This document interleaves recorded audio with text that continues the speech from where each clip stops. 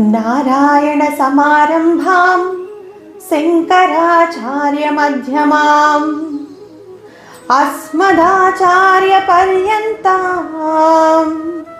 వందే గురు పరంపరాం.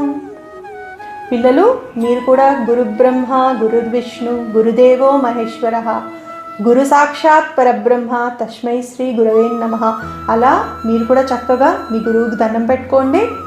మనం ఇవాళ సెకండ్ శ్లోక స్టార్ట్ చేద్దాము.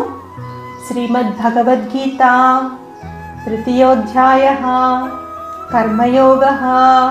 సెకండ్ శ్లోక కూడా అర్జునుడే చెప్పాడు కాబట్టి దీన్ని కూడా మనం అర్జున ఉవాచ వ్యామిశ్రేణేవ వాక్యేన బుద్ధిం మోహయసీవ మే తదేకం వద నిశ్చిత్య येन శ్రేయో హమాప్నుయాం. మళ్ళీ ఇంకొకసారి చెప్దాము.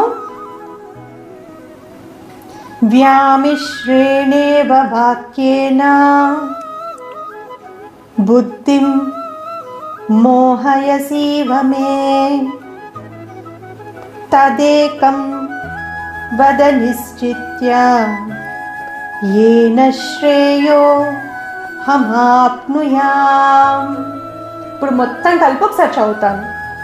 వ్యామిశ్రేణేవ వాక్యేన బుద్ధిం మోహయసీవ మే తదేకం వద నిశ్చిత్య येन శ్రేయో హమాప్నుయాం.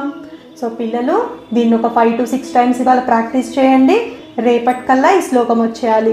సో ఇవాళ ఏం రిసైట్ చేయాలి? నిన్న చెప్పిన శ్లోకం, ఇవాళ చెప్పిన శ్లోకం. రాధే రాధే.